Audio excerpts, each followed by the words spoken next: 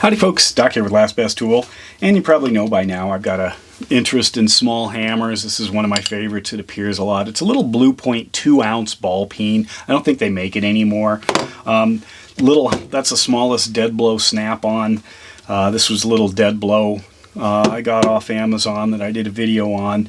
One of my smaller but full size, if there is such a thing, halter non-marring ones. This is a pretty cool one. This is the County Com Armorer's Hammer, the little guy.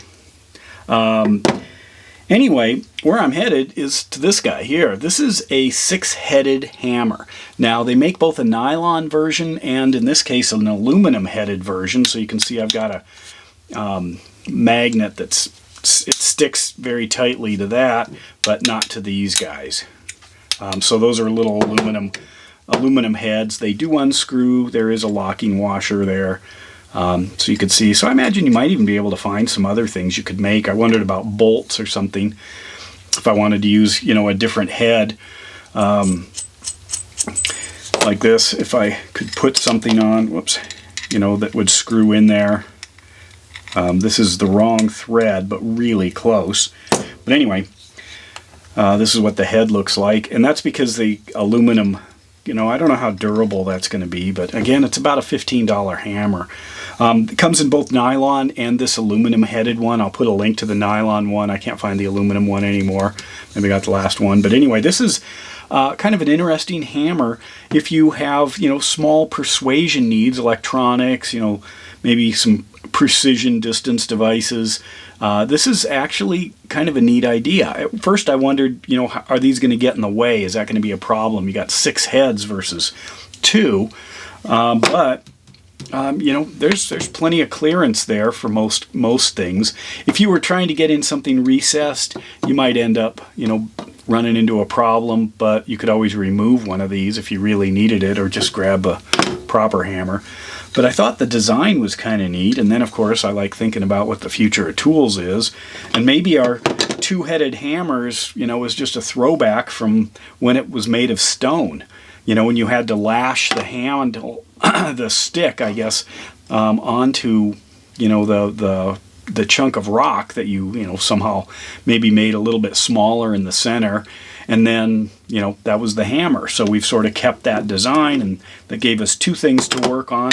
County Com gives you an extra one on the back that you could swap around, and then people, sell all kinds of different density or color variations for the non-marring, and then Snap-on's got a whole pile. You can get double-sided like this. You can get, solid plastic ones. Well, why not more? Or maybe 4 is a good number, not 6, because then you'd still retain that clearance. You'd have, in most cases, 90 degrees. How often are you really, going into something where the side would be a problem? But maybe if they had ports on the hammer or something that you could put different components on. I don't know. There's a lot, I think, sitting untouched, untapped with the standard hammer design. But again, I like that simplicity, and I was glad that, in this case at least, Blue Point was making a USA-made 2-ounce. The 4-ounce Gador is still available, but that's a pretty good step up. And this is kind of what sent me on sort of the small ball peen journey, is this S-Wing. I just love this little thing. I don't even remember the size. If this is a 4, this is probably an 8-ounce. But it's just so handy. And then you don't worry as much about vibration. You don't worry, about handle weight. It can get a little thin. This is just a great hammer if you don't have one of these little guys. I'm just grabbing it for all kinds of stuff, whether it's the right tool or not. But I did find this interesting, so I thought I'd bring it to your attention. About 15 bucks on Amazon. The nylon one's a little bit different, but really close. And that may be a little bit better for most people's needs if you're just trying to persuade some bolts. It's non-marring, I guess. But you're pounding aluminum on aluminum. That's a little different, than nylon on aluminum.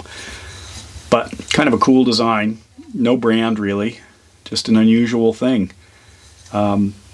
No orientation in the handle either, the grain, because it doesn't matter because you got 6 different directions. So I'm calling this a hex hammer because it's got, you know, hex 6 different possible heads. Let me know if you've seen anything else like this. And with that, Doc out.